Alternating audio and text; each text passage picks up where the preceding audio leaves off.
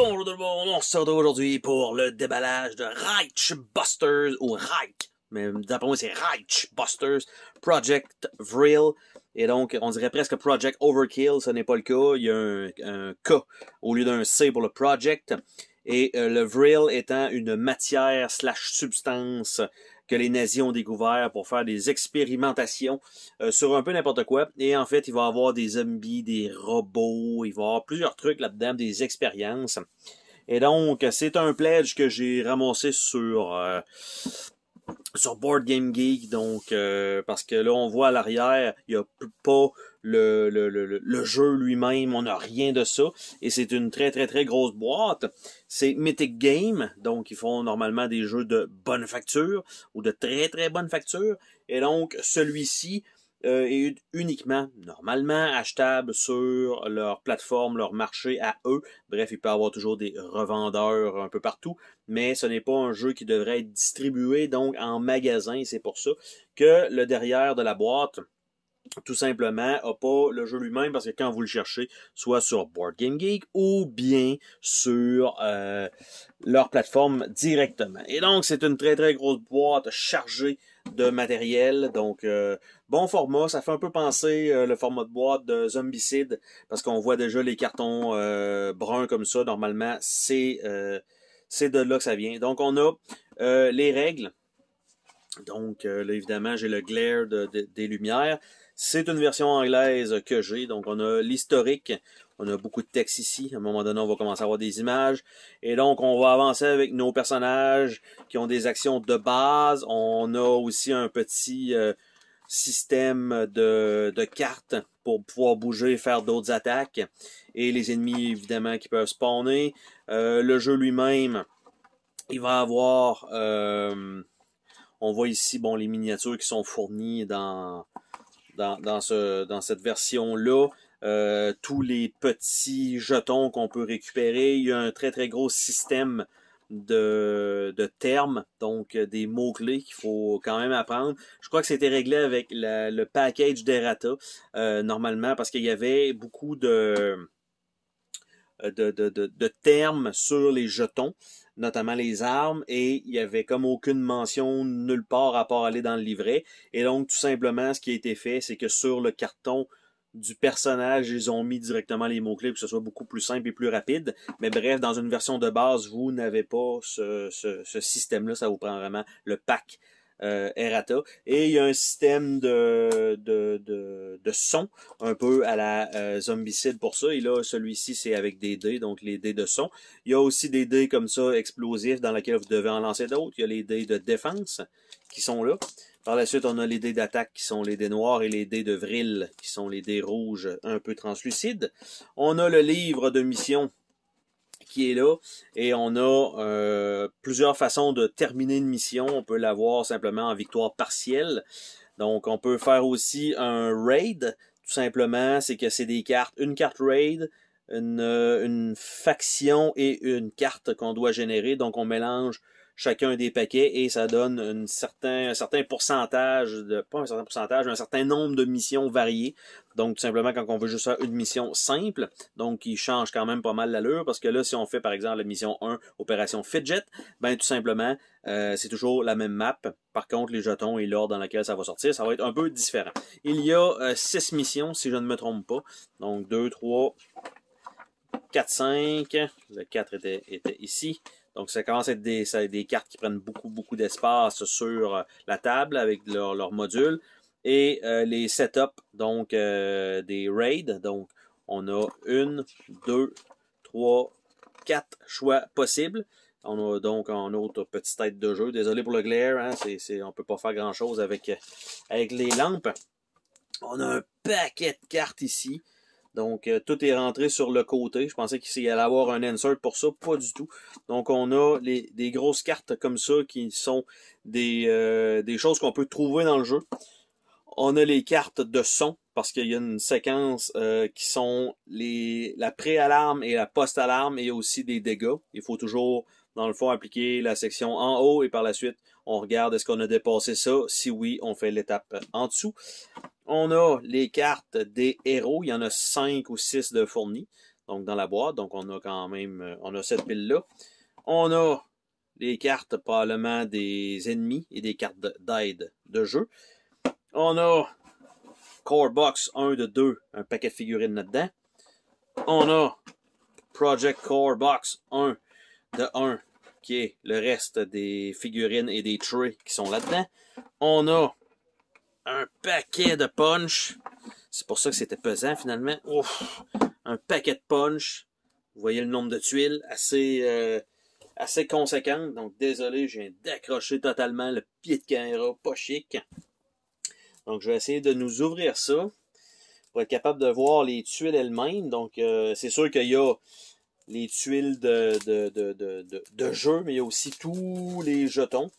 Parce qu'il y en a quand même un bon nombre aussi. Toutes les armes, toutes les choses qu'on peut trouver. Parce que les ennemis vont dropper des objets. Il y a quelques jetons de dégâts pour les ennemis. Parce que nous, nos dégâts, ce sont des cartes. Donc, on va regarder ensemble les fameux plateaux. Donc, on a un très très gros plateau ici. Et on a un paquet de... J'essaie de ne pas le dépuncher en même temps. Donc, un paquet de petits jetons. Et ça ici. Et de l'autre côté, c'est la même chose, mais un peu de nuit. Ici, ça, c'est clairement des jetons à piger. Et ici, même chose. Ce sont des jetons de drop. Donc, on a ça ici. On a un autre giga-tuile ici, qui est divisé en 3 cette fois-ci. On a cette section-là en haut et 2 là. On a le même genre de jetons. Et on a, même chose ici, un paquet de trucs qu'on peut ramasser aléatoirement. Et de l'autre côté, ça a l'air, c'est le même genre de tuiles, mais un peu différent, tout ensanglanté. Donc, c'est quand même bien. Ça fait joli, tout ça.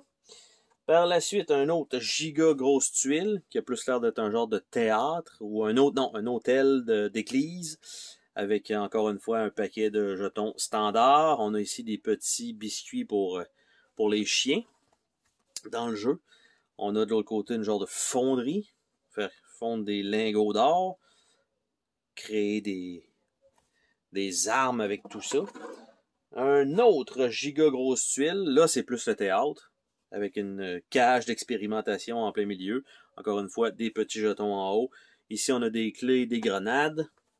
Et de l'autre côté, complètement une autre forme de pièce, avec ce qui est probablement plus proche de la morgue que de l'emplacement de soins. Hein? Donc, l'unité médicale. Par la suite, nous avons, là ici, ceux-là sont en train de se détacher. Donc, on commence à avoir les plus petites tuiles, genre de petits salons. Ici, on a des jetons d'armes parce qu'ils peuvent s'enrayer. Ici, on a juste des casques. Donc, on a ça ici. Encore une fois, un peu genre de laboratoire, plus une prison pour les deux autres. Donc, quand même, j'ai même pas la moitié des punch boards de fait. Donc, on a des couloirs aussi, parce que ça, il va en avoir. Une réserve d'or. On a encore genre de laboratoire. On a des petits poches de sang ou de vril. Ici, je crois que c'est des jetons suppress. Et de l'autre côté, on a les lits de camp. Probablement être en fumée ou quelque chose comme ça. Donc, bon nombre de possibilités. Par la suite, nous avons des corridors en angle, des trappes, des portes avec un symbole de bruit. Donc, il faut lancer 3D pour le bruit. On a les sorties. Et l'autre côté, c'est du côté métallisé de la chose. Encore une fois, l'autre est sensiblement pareil. On ajoute les points de spawn A, B et C. Et de l'autre côté, paquet de tuiles. Donc, ça. Par la suite, encore deux nouvelles tuiles. On a des grenades encore une fois. Des suppress. Ça ici, je ne sais pas ça va servir à quoi ceux-là. Ici, on a un jeton 2 qui indique l'initiative des personnages. Donc, de l'autre côté, ça a plus l'air d'être un top de sous-marin. Donc, ça donne l'opportunité. Je ne sais même pas si ça va être ça va être utilisé dans la campagne de base, mais bref, ça donne l'occasion d'en créer pour soi-même aussi. Donc on a ça. Le 1 est ici, les mêmes genres de jetons. De l'autre côté, ça c'est plus la morgue finalement, contrairement à tout à l'heure. Ici, ça c'est sûr que quand on veut appeler des esprits et des démons et des trucs, c'est toujours pratique d'avoir ce genre de choses-là. Ici, on a les jetons de spawn. Donc, tout simplement, c'est pas ça qui nous indique quoi spawner. Ça fait simplement nous indiquer que vous allez piger une carte et vous allez appliquer la section. Un peu comme Zombicide le fait. Si vous êtes au niveau 3, ben vous allez utiliser la troisième section simplement de la carte. Après ça, on a le reste de la série de portes. Et on a un paquet d'objets en bas. Et ici, ce sont aussi les salles où les unités sont suspicieuses ou s'ils vous ont vu et qu'ils sont en alerte. Nous avons la même chose ou presque, la suite des jetons, le numéro 4, le reste des portes, un reste de jetons, même chose pour les points d'exclamation et les points d'interrogation. Ici, nous avons une tuile en croix avec les sections pour les alertes, donc qui sont aussi un peu les compteurs de tours. On a des marqueurs d'upgrade de personnages, donc on peut attitrer en supplément, surtout lorsqu'on fait une campagne. Donc on en a quand même quelques-uns. Et on a des cadenas qui sont là. Et de l'autre côté, bon, c'est en métal. Et les mots-clés sont c'est juste indiqué que c'est inutilisé. Il y a un X dessus, probablement qu'on veut juste le flipper. Et donc, on a ça. Et le dernier, et non le moindre, ce sont les restants des mots-clés et les armes, comme on peut voir ici. On a une mitrailleuse ici, qui est en burst. On a une ici qui est en armor piercing à la place. On a une Thompson burst, on a un revolver, on a un Sten, on a 3 couteaux qui sont précis, on a un sniper, on a un arc. Et de l'autre côté, c'est quand ils sont upgradés avec des vrilles. Donc on voit qu'il se rajoute une section rouge. Et avec tout ça, c'est la distance à laquelle on peut tirer, le nombre de dés qu'on lance et le bruit qu'on fait. Parce que c'est quand même une chose qu'il faut prendre en compte dans ce jeu-là, la gestion du bruit qui vont vous faire spawner toujours de plus en plus d'ennemis. Donc, il faut faire quand même assez attention à ça. Donc, j'essaie de nous ouvrir un petit paquet de cartes avant de tomber dans les figurines. Donc, au moins qu'on puisse... on va passer à travers de tout. Ne craignez rien. C'est beaucoup de matériel. Pour une boîte de base, c'est sûr que vous avez 6 scénarios, vous avez les cartes de raid qui vous permettent d'utiliser ça, et vous avez 5 personnages et vous allez en utiliser 4 normalement par mission, donc ça vous donne quand même un petit peu de variété pour vos choix de personnages. Et là, le pourquoi je sonne éloigné, c'est que je suis pas capable d'ouvrir le petit plastique des cartes parce qu'il est extrêmement résistant. Et donc, j'ai eu besoin d'aller chercher mon X-Acto pour être capable de l'ouvrir. Bordel, s'il vous plaît, les cartes. Donc, on a ces cartes-là qui sont les cartes de blessure. On a des cartes de spawn. On a les cartes de son pré-alarme. Et on a les cartes de son après-alarme. Donc, les cartes de blessure, de ce que ça donne, c'est que ça fonctionne toujours de la même façon. Vous avez le titre, vous avez un effet que vous devez toujours appliquer lorsque vous prenez des blessures que vous n'avez pas réussi à contrer, bref, avec les dés de défense. Et vous allez regarder la différence entre l'attaque moins votre défense. Est-ce que vous avez un ou plus? Oui, donc vous devez appliquer l'effet dans le bas, vous prenez la carte et vous allez avoir un malus supplémentaire. Donc une balle dans le cou, glancing hit, bleeding arm, thorn shoulder, et là évidemment sont dans l'ordre comme vous voyez, sprain wrist, fall to the floor, shaken, slow response, injured arm, limp, slow reaction, twisted ankle, blurred vision, dull sense, staggered, messed up, sprained ankle, in bad shape et intense pain. Le maximum que vous pouvez faire donc de différence pour peut-être penser vous en sortir, c'est 7. ouais, 8 et plus, c'est sûr et certain que vous allez avoir un dégât. Par la suite, les cartes de spawn, donc le lot, il est comme ça. Et à l'intérieur, donc les spawns, vous voyez qu'est-ce que je disais. Vous avez un jeton vert, si c'est ce jeton-là qui est dans la pièce, vous allez spawner 3 B. Et les B vont être sur les fameuses cartes comme ça de référence pour soit le scénario ou général. Et c'est le même principe, évidemment. Niveau 2 vont être un petit peu plus difficiles et le 3, normalement, ça devrait être encore plus difficile. Donc, c'est simplement ce genre de cartes-là. Donc, 4 unités, c'est quand même beaucoup. Donc, 4 unités, là, c'est probablement encore pire. 5 unités, wow, 5 encore une fois. Est-ce que c'est le maximum qu'on peut avoir dans une section? Et lui ici, ça c'est pas bon, le Vril Meister, je pense que c'est vraiment pas bon. Je pense que c'est la grosse figurine, le gros robot.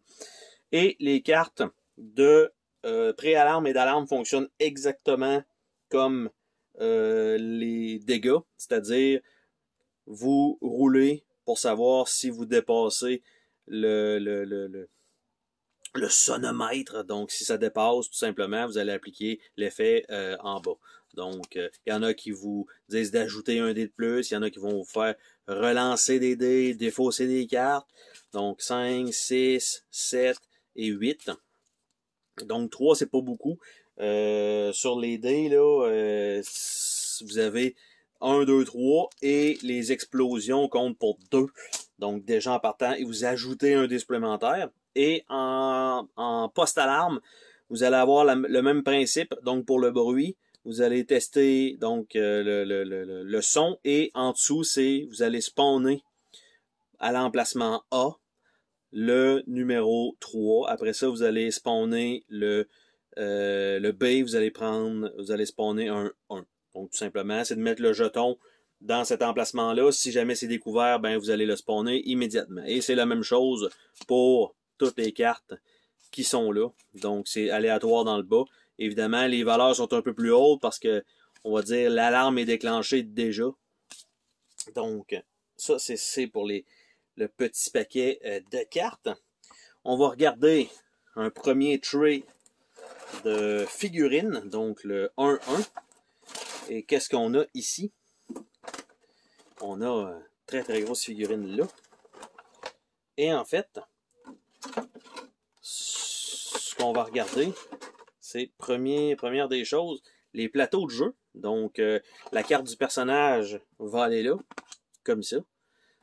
Nous avons tous les petits jetons carrés avec le maximum qu'on peut transporter, les 2 jetons d'armes et les jetons des capacités spéciales. Donc, chacun va avoir son plateau comme ça. Donc, il y en a 4 de fournis dans la boîte. Donc, ça, c'est bien.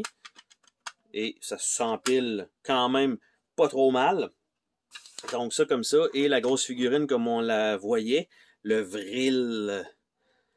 Et là, vous voyez le détail, le giga bouclier, le genre Iron Man, premier costume, la giga mitrailleuse qui est là. Full gros détail, super cool. En dessous de ça, on va avoir les figurines spéciales. On n'ira pas là-dedans. Je vais nous ouvrir le paquet de cartes des personnages à la place pour qu'après ça, on voit les figurines correspondantes à chacun des personnages. Parce que ça, je pense que ça, c'est le format de carte standard et c'est uniquement des personnages. L'autre, il y avait quand même quelques types de cartes, tandis que celui-là, c'est simplement des personnages. Donc, on a Sarge, qui est un personnage qui sert à aider les autres. On a Red Hawk, la sniper. On a Quentin, le Britannique avec l'arc, normalement silencieux. On a Claudine, donc de la résistance française. Et nous avons Brick, qui est le destructeur de ces mondes, on va dire ça comme ça. Et donc, Brick, on a sa petite histoire qui est là. Et l'autre côté, ben on a encore une fois un peu la manière qui fonctionne. Et on a ses jetons de départ, qui sont normalement pas mal ces jetons. On va avoir la capacité Strong et on va avoir les 2 mitrailleuses. Et ce qu'il faut savoir, donc ce que je disais, c'est qu'avec le Errata Pack, on a le côté histoire comme ça, et de l'autre côté, oui, on a les jetons, mais on a aussi les mots-clés, donc qui correspondent à ça, plutôt que d'aller voir Burst dans le livret. Et par la suite, on a les cartes qui nous servent, qu'on peut jouer. Donc, les iconographies, bon, défausser la carte et tout ça, qui nous permettent de faire certaines choses, ajouter des dés et tout ça. On a les cartes toujours de départ. Et on a des cartes à double utilité. La première, c'est souvent en remplacement d'action, et l'autre, c'est une aide pour des personnages qui sont dans notre case ou pour nous-mêmes. Donc, ajouter un dé qui serait déjà en burst, ajouter de l'armure, par exemple, et il faut apprendre un peu à connaître son personnage pour faire des fois des combos assez intéressants, parce que vous pouvez jouer le nombre de cartes que vous voulez par tour. Par contre, à chaque fois que vous allez shuffler le deck de votre personnage, ça va simplement, vous allez devoir défausser une carte à jamais. Donc, vous ne pouvez pas cycler à n'en plus finir. Par la suite, on a Sarge. Et Sarge, lui, a Squad Leader, le pistolet et la fameuse Thompson, donc l'aimant à balle, I got this. Donc, même principe pour lui. Et c'est pas exactement les mêmes actions. Okay? C'est pas pour chacun des personnages d'aller avoir vraiment des différences. En bas, évidemment, vous avez quand même une limitation du genre de truc que vous pouvez quand même offrir pour vous ou pour d'autres personnages en tant que boost. Par contre, en haut, il y a beaucoup de choses. Il y en a que c'est avance dans une case qui contient tel type d'ennemi et lance une attaque en melee. Après ça, vous avez l'autre qui va dire plutôt faites deux attaques dans une zone. Attaquer tous les ennemis dans une zone. Ça va se ressembler, mais sont pas exactement pareils. Donc on a Red Hawk avec Focus, le sniper et un couteau. Donc Covering Fire. On a Bird of Prey. Alors on a Assassin, Headshot, Quick Fire, Shadow, Pathfinder, Scout Ahead, Clear Away, Dose Vidania, Vodka Fuel et Seeing Red. Donc, ça ici. Après ça, on a Quentin ou Quentin, tout dépendant comment vous voulez l'appeler, avec sa petite histoire. Et avec l'arc et un couteau. Swift as an Arrow, Reign of Death. Et donc, après ça, c'est sa série de cartes. Même chose en haut, vous avez... si vous utilisez cette carte-là, Chin Chin, ben tout simplement, il faut quand même jouer pour valider si vous avez atteint le seuil de son. Parce que parfois, oui, vous allez faire des attaques enchaînées, mais ça se peut que vous en spawniez plus d'ennemis. Et donc, puis nous avons Claudine ici avec le stand et le couteau. Angel of Death. She's a lady, on le savait un petit peu déjà, je pense, mais à cette heure, faut pas assumer le genre de quelqu'un, semblerait-il. Donc après ça, déjà vu, Vive la France, Allons-y. Après ça, Sacre Bleu, Bloodlust, Stick Grenade. Donc ça, c'est pour nos personnages avec chacun leur deck. Et les personnages eux-mêmes, donc nous avons Quentin, avec son arc. Nous avons Brick. Nous avons Red Hawk avec le sniper. Nous avons ici, c'est Claudine avec le stand. Et nous avons Sarge avec le revolver, la Thompson dans sa main. Et il y a un personnage de plus ici qui est une figurine fournie dans la boîte de base, mais qui n'a pas de paquet de cartes, et c'était dans les stretch goals. C'est je pense que c'est O'Reilly. Et en fait, avec O'Reilly, dans la mission 1, vous avez une possibilité de faire un branch qui permet d'aller le déverrouiller pour pouvoir l'utiliser. Par la suite, on a les figurines, on a deux genres de médecins un peu fous, donc les genres de scientifiques. On a deux expérimentations un peu dégueulasse.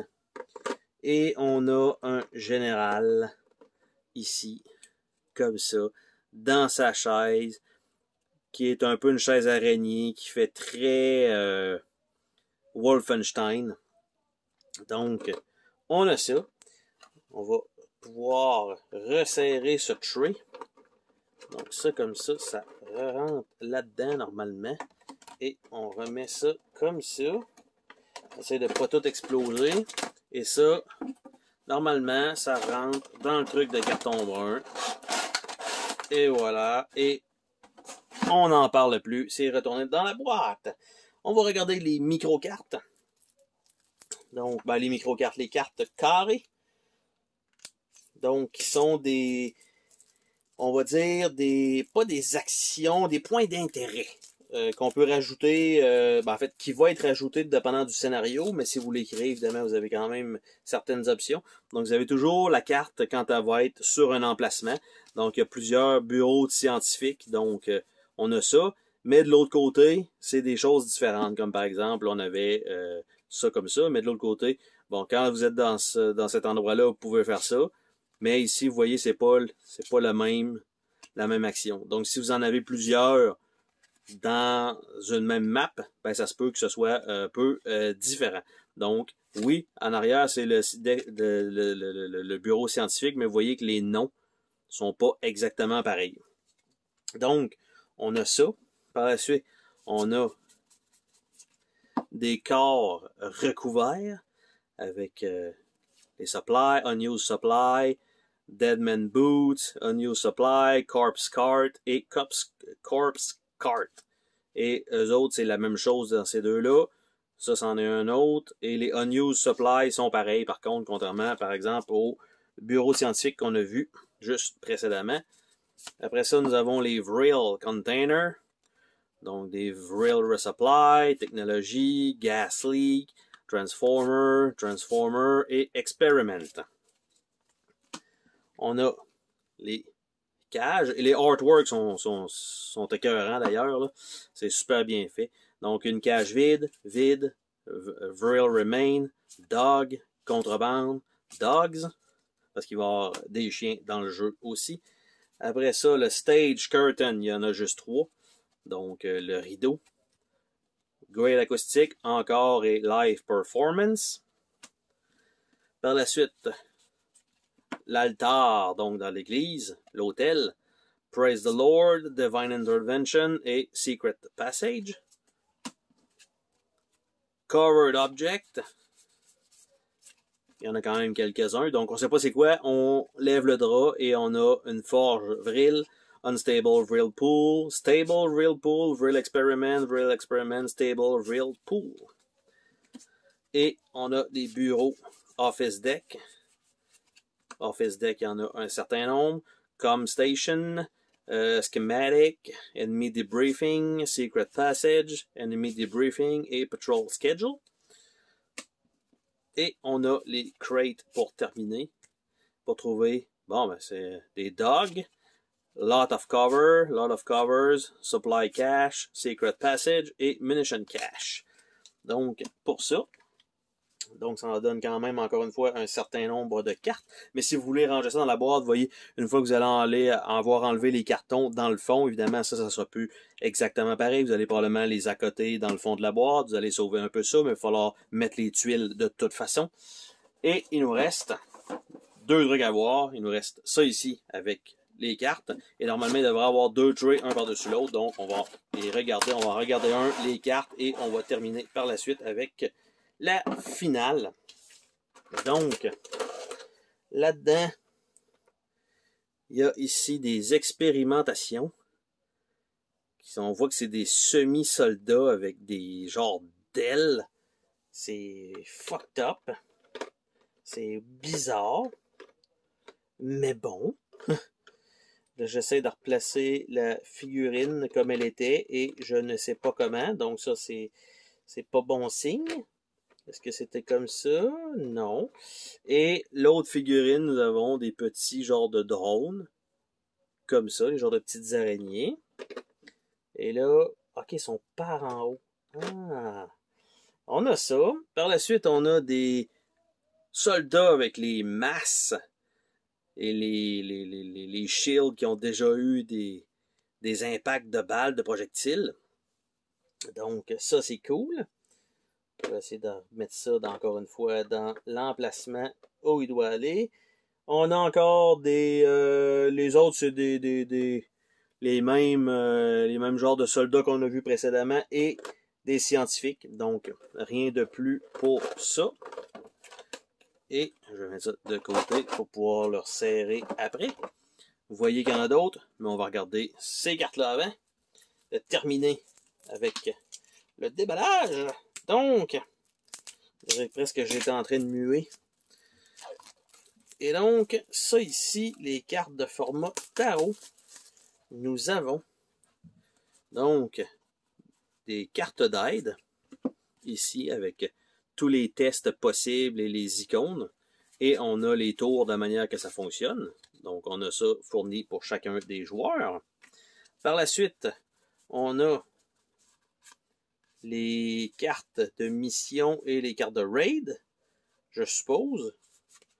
Donc, ça ici, on a Real Experiment, donc avec les lettres qu'on voyait pour les spawns. Donc, ce sont des cartes raid, donc Vril Overlord, Armored Wolf, Wolf Hunt. Donc, ça, ce sont les cartes de faction. Par la suite, on a les missions. Donc, mission 1, donc 1, 2. Donc, on voit les possibilités. Donc, on a ça. Ça, c'est pour les cartes de mission quand vous allez utiliser les missions du livret. On a les cartes pour créer une map. Donc, il y en a 4 de fournis dans la boîte de base. Et on a l'objectif lui-même, donc le setup. Qu'est-ce qu'on a à faire pour... Ça, c'est pour les missions raid. Donc, on a ça comme carte. Par la suite, on a ici, il semble être 4 équipes. Donc, je ne sais pas exactement c'est quoi ce mode-là. Donc, des équipes. On a une possibilité de Team Harrier. On a Team Vulture. On a Team Falcon. Team Kestrel. Donc, je ne sais pas si c'est des défis entre les équipes. Bref, on a ça. On a Rage Buster HQ. Donc, Teams, encore une fois, ça va avec ça, qui doit être un mode de jeu. Et on a un paquet de cartes. Donc, on a les officiers ici. Dans le bas, on voit les campagnes donc dans lesquelles ça va être utilisé. On a des mots-clés avec les descriptions. On a son attaque à distance. Et s'il y a plusieurs ennemis, chacun va ajouter 2. Donc, c'est pas chacun des ennemis attaque de 4. Il y en a un premier qui attaque de 4 et les subséquents vont attaquer de 2 supplémentaires. Tout le monde attaque en même temps de ce type-là. On a en melee attaque, advenant le cas, et on a sa défense qu'on doit percer avec des attaques. Et de l'autre côté, bon, il n'y a rien pour celui-là, et ici, ça indique que ça donne quelque chose. Ici, on a un officier, mais là, ici, c'était le Vril, ici, c'est le Wolf Hunt. Et on voit qu'il y a quand même moins de mots-clés et qu'il est moins efficace. On a les soldats qui sont Vril Experiment, Vril Overlord et tout ça. Donc, rien de l'autre côté. On a les Soldiers Wolf Hunt. Par la suite, on a les zombies. On a les zombies Vril Overlord. On a les zombies Vril Overlord Camping Mission 4. Il y en a 2. Je ne sais pas pourquoi il y en a 2 dans cette boîte-là, mais il y en a 2. Puis ils sont exactement pareils. Donc, c'est pas la même carte. Mais ils font exactement la même chose. Non, lui, il a le Overwhelm de plus. Après ça, on a les chiens. Après ça, on a d'autres chiens, évidemment, dépendants. L'expérimentation 6XX, qui a l'air d'être des genres de chiens un peu sauvages, mutants. Après ça, on a l'expérimentation 601. Donc, ce sont les soldats avec les genres d'ailes qu'on a pu voir. On a le Tracking Bomber. Ça a l'air d'être les genres de petites araignées. Les scientifiques. Le Lead Scientist. Le Professeur Markham. Le Storm Hangriff. Après ça, on a le Storm Cannoneer. Donc, ça peut faire mal. Général Wolf. Et là, lui, je pense qu'on le flippe de bord. Donc, il y a 2 versions du Général Wolf. Quand on y fait un dégât. Et l'autre côté, on a les Vril Panzer. Le gros robot, même chose. Quand on y fait un dégât, il flippe de l'autre côté. On a un autre Vril Panzer qui est, lui, non. Et on a Gisela Gruber, qui, elle aussi, a un autre côté sur sa carte. Donc, ça, c'était l'entièreté des grandes cartes. Ce qui nous reste, il nous reste les figurines. On a les soldats standards. Ça, il va en avoir à n'en plus finir sur le plateau. On a les chiens normaux. donc qui sont là, normalement des bergers allemands, fort probablement. On a les officiers. Encore une fois, beaucoup de détails sur les figurines. On a les genres d'artilleurs qui ont l'air d'être bien équipés à la Wolfenstein. Évidemment, on peut toujours faire le comparatif entre ces deux genres de jeux-là, surtout qu'il y a un jeu Wolfenstein en jeu de société qui s'en vient si ce n'est pas déjà sorti. Et nous avons l'expérimentation tout croche, un genre de chien avec les trucs sur la colonne vertébrale, donc un peu fucked up. Et ça, il y en a quand même un certain nombre aussi. Donc, ça fait le tour, en fait, de tout ce qu'on avait dans cette boîte-là. Beaucoup de contenu, hein, on s'entend, pour une boîte de base. Vous avez des figurines. Vous avez un très grand nombre de figurines. Vous avez... je vais juste faire un peu de bruit là. Vous avez un très grand nombre de figurines. Vous avez un très grand nombre de cartes. Vous avez un paquet de jetons dans la boîte. Là, il y a les cartes qui sont là en plus. Donc, il y en a vraiment un bon nombre de ça aussi. Là, c'est sûr, je replace ça tel quel, mais là, c'est ça. C'est pas comme ça que ça devrait aller, j'ai l'impression. Mais c'est comme ça que ça va aller pour là. Avant que je les sleeve de toute façon. Bon, ça rentre même pas, ça.